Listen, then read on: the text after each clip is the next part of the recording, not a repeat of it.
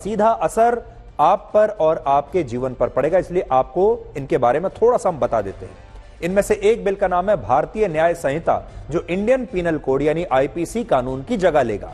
दूसरा कानून है भारतीय नागरिक सुरक्षा संहिता, जो सीआरपीसी कानून की जगह लेगा। और तीसरा कानून है भारतीय साक्ष्य बिल, जो इंडियन एविडेंस एक्ट को हमेशा के लिए समाप्त कर देगा। और ये तीनों बिल अगर लागू हो गए तो कई अपराधों में सजा की रूपरेखा और उन अपराधों की परिभाषा ही बदल जाएगी। जैसे राजद्रोह कानून को अब समाप्त कर दिया गया है। अब राजद्रोह की जगह देशद्रोह की धाराओं में नया कानून लागू होगा, जिसमें भारत की एकता, संप्रभुता और अखंडता को खतरे में डालने वाले व्यक्ति के खिलाफ आपराधिक कार्रवाई की जाएगी। पुराने कानून में आतंकवाद को परिभाषित नहीं किया गया था, लेकिन नए कानून में आतंकवाद को यह कहते हुए परिभाषित किया गया है कि ऐसा कोई भी कार्य जो देश को क्षति पहुंचाता हो, फिर चाहे इससे भारत को आर्थिक नुकसान हो, उसे आतंकवादी गतिविधि माना जाएगा। यानी अगर कोई व्यक्ति भारत की फेक करेंसी का भी काला कारोबार करता है तो इसे आतंकवादी गतिविधि यानी टेरर एक्ट माना जाएगा। लापरवाही के मामलों में अब अधिकतम सजा 2 साल से बढ़ाकर 5 साल हो जाएगी। यानी जो लोग रॉन्ग साइड ड्राइविंग करके किसी की जान ले लेते हैं, ऐसी लापरवाही के मामलों में अब अधिकतम सजा 2 साल नहीं बल्कि 5 साल होगी।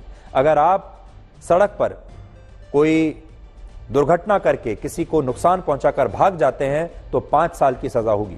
इसी तरह बलात्कार के पीड़ितों की पहचान छिपाने के लिए अब नए प्रावधान लागू होंगे और नाबालिग से गैंगरेप के मामले में मौत की सजा दी जाएगी। और यौन हिंसा के मामले में पीड़ित का बयान अब उसके घर पर ही दर्ज हो सकेगा, जबकि पहले ऐसे मामलों में पीड़ित महिला को पुलिस स्टेशन जाना पड़ता था। अब आपके घर पर पुलिस आएगी आपका बयान लेने के लिए। इसके अलावा मॉब लिंचिंग यानी भीड़ की हिंसा के मामले में भी मौत की सजा का प्रावधान होगा।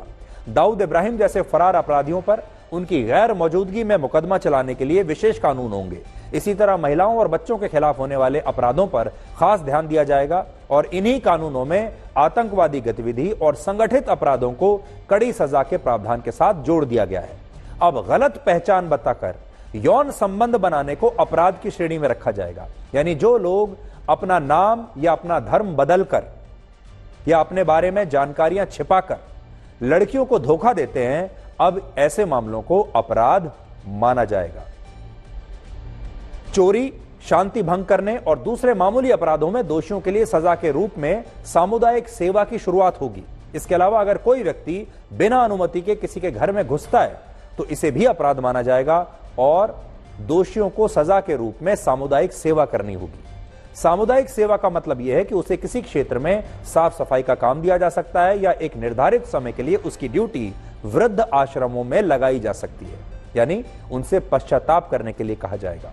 और अब ऑनलाइन भी लोग एफआईआर दर्ज करा सकेंगे, यानी अब आपको पुलिस स्टेशन जाने की जरूरत नहीं है, ऑनलाइन एफआईआर दर्ज हो जाएगी। लेकिन इस ई एफआईआर को दर्ज कराने के 3 दिन के अंदर लोगों को संबंधित थाने में जाकर एफआईआर पर अपने हस्ताक्षर करने होंगे। नए कानूनों में अदालतों की भी जवाबदेही तय होगी, जिसके तहत अदालतों को निर्धारित समय में चार्जशीट दायर होने के बाद सजा का फैसला सुनाना होगा और तय समय में ही ट्रायल को भी पूरा करना होगा। यानी तारीख पर तारीख का मामला अब अदालतों में नहीं चलेगा। अदालतों को एक समय सीमा दी जाएगी और कहा जाएगा कि आप जल्दी से ट्रायल शुरू कीजिए और जल्दी से जल्दी उस पर फैसला सुनाइए। अब मामले वर्षों तक लटके नहीं रहेंगे। पहले दंड